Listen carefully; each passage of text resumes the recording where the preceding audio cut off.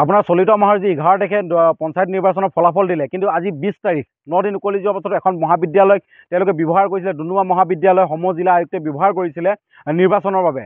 নিৰ্বাচনৰ ব্যৱহাৰ কৰাৰ পাছত তেওঁলোকে গোটেই কলেজখনৰ অৱস্থা যি জৰাজীৰ্ণ কৰি থৈ গ'ল। আচলতে এইটো বিষয় চিন্তনীয়। আমি বাৰে বাৰে কৈছোঁ যে জিলা প্ৰশাসন আৰু চৰকাৰখন কোনো কাৰণত শিক্ষা ছাত্ৰ ছাত্ৰীৰ প্ৰতি দায়বদ্ধ নহয়।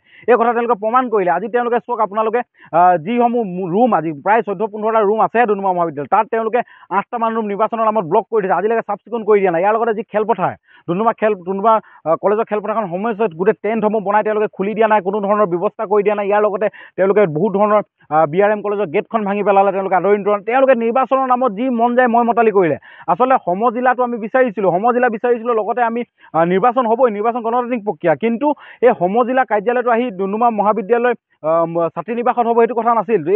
আমি অতি শীঘ্ৰে দাবী জনাওঁ যে ছাত্ৰী নিবাসটো এটা মোকলাই দিব লাগে, লগতে সমজিলা কাৰ্যালয়টো এটা সুকীয়া স্থানত নিৰ্মাণ কৰিব লাগে। তাৰ লগতে যিসমূহ ক্ষতি হ'ল মহাবিদ্যালয়, আৰু অতি শীঘ্ৰে গোটেই মেৰামতি কৰি দিব লাগিব, আৰু খুব সোনকালে গোটেই কলেজখন যাতে ছাত্ৰ ছাত্ৰী শিক্ষা গ্ৰহণ কৰিব পৰা ব্যৱস্থা তেওঁলোকে কৰি দিব লাগিব। আৰু ইয়াৰ লগত আমি আৰু এটা কথা একদম গুৰুত্বপূৰ্ণ বিষয় ক'ব বিচাৰিছোঁ। আমি সমজিলা কাৰ্যালয়লৈ আহিছিলোঁ, সমজিলা কাৰ্যালয় এজনো বিষয়ববীয়া নাই, তেওঁলোকে কেৱল কেৰাণীসকল বহি আছিলে। তেওঁলোকে কৈছে যে তেওঁলোক ছুটীত আছে। ছাত্ৰ ছাত্ৰী ভৱিষ্যতৰ হেতালি খেল তেওঁলোকে কেনেদৰে ছুটীত থাকিব? জিলা প্ৰশাসন ইয়াত নীৰৱ ভূমিকা। জিলা প্ৰশাসনক আমি আহ্বান জনাওঁ, এইখিনি দুদিনৰ সময়ৰ ভিতৰত তেওঁলোকে ঠিক কৰিব লাগিব, নহ'লে অন্যথা আমি সমজিলা কাৰ্যালয় ঘেৰাও কৰিবলৈ বাধ্য হ'ম। তাৰ লগতে কৈছোঁ, ছাত্ৰ ছাত্ৰী ভৱিষ্যতত খেলা কৰা বন্ধ কৰিব লাগে। তেওঁলোকে আজি দেখিছে আপোনালোকে যিসমূহ মেৰামতি কৰিব লাগে, এতিয়া ছাত্ৰ ছাত্ৰী পৰীক্ষা চলি আছে ডুমডুমা মহাবিদ্যালয়, এই পৰীক্ষা চলি থকা সময়তো কিন্তু ছাত্ৰ ছাত্ৰীৰ সুবিধা নাই। কেলৈ সুবিধা নাই? ইলেকশ্যন হৈছে। আমি আহ্বান জনাওঁ কিন্তু 26ৰ বিধানসভা নিৰ্বাচনৰ কাৰণে যাতে ডুমডুমা মহাবিদ্যালয়খন তেওঁলোকে ব্যৱহাৰ নকৰে, তেওঁলোকে চাৰ্কুল অফিচ ব্যৱহাৰ কৰক, অন্য ঠাই ব্যৱহাৰ কৰক। মহাবিদ্যালয় শিক্ষানুষ্ঠানৰ পৰা তেওঁলোকে বিৰত থাকক। শিক্ষানুষ্ঠান আগতে তেওঁলোকে কেৱল শিক্ষকসকলক নিৰ্বাচনত ব্যৱহাৰ কৰিছিলে, দৌৰাই ফুৰিছিলে। এতিয়া তেওঁলোকে বিদ্যালয়সমূহক, মহাবিদ্যালয়সমূহ শিক্ষাৰ ক্ষেত্ৰত নিৰ্বাচনৰ ক্ষেত্ৰত ব্যৱহাৰ কৰিব, আৰু তেওঁলোকে ৰাজনৈতিকভাৱে ব্যৱহাৰ কৰি এই যোনবিলাক গোটেই কাম কাজবিলাক তেওঁলোকে ছাত্ৰ ছাত্ৰী শিক্ষাৰ পৰা বঞ্চিত কৰা এটা কাম কাজত তেওঁলোকে আগভাগ লৈছে। আমি সমজিলাৰ যি আয়ুক্ত আছে তেওঁক আহ্বান জনাইছোঁ, দুদিনৰ ভিতৰত কিন্তু আমাক ডুমডুমা মহাবিদ্যালয় পুনৰ যেনেকুৱা আছিল তেনেকুৱা ধৰণে লাগে, ছাত্ৰ ছাত্ৰী পঢ়িব পৰা ব্যৱস্থা লাগিব, অন্যথা কিন্তু আমি আপোনাৰ কাৰ্যালয় ঘেৰাও কৰি প্ৰতিবাদ কৰিবলৈ আমি বাধ্য। আপোনাৰ চলিত মাহৰ যি 11 তাৰিখে পঞ্চায়ত নিৰ্বাচনৰ ফলাফল দিলে, কিন্তু আজি 20 তাৰিখ 9 দিন উকলি যোৱাৰ পাছত এখন মহাবিদ্যালয়ক তেওঁলোকে ব্যৱহাৰ কৰিছিলে, ডুমডুমা মহাবিদ্যালয় সমজিলা আয়ুক্তে ব্যৱহাৰ কৰিছিলে নিৰ্বাচনৰ বাবে। নিৰ্বাচনৰ ব্যৱহাৰ কৰাৰ পাছত তেওঁলোকে গোটেই কলেজখনৰ অৱস্থা যি জৰাজীৰ্ণ কৰি থৈ গ'ল। আচলতে এইটো বিষয় চিন্তনীয়। আমি বাৰে বাৰে কৈছোঁ যে জিলা প্ৰশাসন আৰু চৰকাৰখন কোনো কাৰণত শিক্ষা ছাত্ৰ ছাত্ৰীৰ প্ৰতি দায়বদ্ধ নহয়। এই কথা তেওঁলোকে প্ৰমাণ কৰিলে। আজি তেওঁলোকে চাওক, আপোনালোকে যিসমূহ ৰুম, আজি প্ৰায় 14-15টা ৰুম আছে ডুমডুমা মহাবিদ্যালয়ত, তাত তেওঁলোকে 8টামান ৰুম নিৰ্বাচনৰ নামত ব্লক কৰি দিছে। আজিলৈকে চাফ চিকুণ কৰি দিয়া নাই। ইয়াৰ লগতে যি খেলপথাৰ, ডুমডুমা কলেজৰ খেলপথাৰখন সময়ছোৱাত গোটেই টেণ্টসমূহ বনাই তেওঁলোকে খুলি দিয়া নাই, কোনো ধৰণৰ ব্যৱস্থা কৰি দিয়া নাই। ইয়াৰ লগতে তেওঁলোকে বহুত ধৰণৰ BRM কলেজৰ গেটখন ভাঙি পেলালে, তেওঁলোকে আদৰণি তৰা, তেওঁলোকে নিৰ্বাচনৰ নামত যি মন যায় মই মতালি কৰিলে।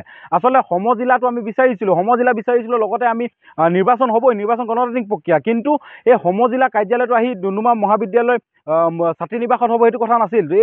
আমি অতি শীঘ্ৰে দাবী জনাওঁ যে ছাত্ৰী নিবাসটো এটা মোকলাই দিব লাগে, লগতে সমজিলা কাৰ্যালয়টো এটা সুকীয়া স্থানত নিৰ্মাণ কৰিব লাগে। তাৰ লগতে যিসমূহ ক্ষতি হ'ল মহাবিদ্যালয়, আৰু অতি শীঘ্ৰে গোটেই মেৰামতি কৰি দিব লাগিব, আৰু খুব সোনকালে গোটেই কলেজখন যাতে ছাত্ৰ ছাত্ৰী শিক্ষা গ্ৰহণ কৰিব পৰা ব্যৱস্থা তেওঁলোকে কৰি দিব লাগিব।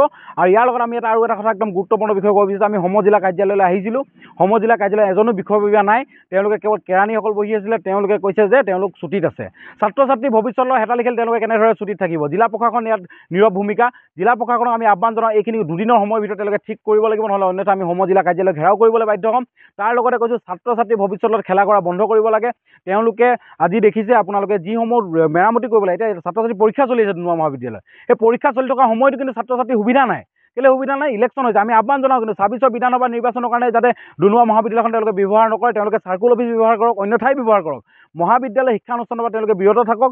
শিক্ষানুষ্ঠান আগতে তেওঁলোকে কেৱল শিক্ষকসকলক নিৰ্বাচনত ব্যৱহাৰ কৰিছিলে, দৌৰাই ফুৰিছিলে। এতিয়া তেওঁলোকে বিদ্যালয়সমূহক, মহাবিদ্যালয়সমূহ শিক্ষাৰ ক্ষেত্ৰত নিৰ্বাচনৰ ক্ষেত্ৰত ব্যৱহাৰ কৰিব, আৰু তেওঁলোকে ৰাজনৈতিকভাৱে ব্যৱহাৰ কৰি এই যোনবিলাক গোটেই কাম কাজবিলাক তেওঁলোকে ছাত্ৰ ছাত্ৰী শিক্ষাৰ পৰা বঞ্চিত কৰা এটা কাম কাজত তেওঁলোকে আগভাগ লৈছে। আমি সমজিলাৰ যি আয়ুক্ত আছে তেওঁক আহ্বান জনাইছোঁ, দুদিনৰ ভিতৰত কিন্তু আমাক ডুমডুমা মহাবিদ্যালয় পুনৰ যেনেকুৱা আছিল তেনেকুৱা ধৰণে লাগে, ছাত্ৰ ছাত্ৰী পঢ়িব পৰা ব্যৱস্থা লাগিব, অন্যথা কিন্তু আমি আপোনাৰ কাৰ্যালয় ঘেৰাও কৰি প্ৰতিবাদ কৰিবলৈ আমি বাধ্য।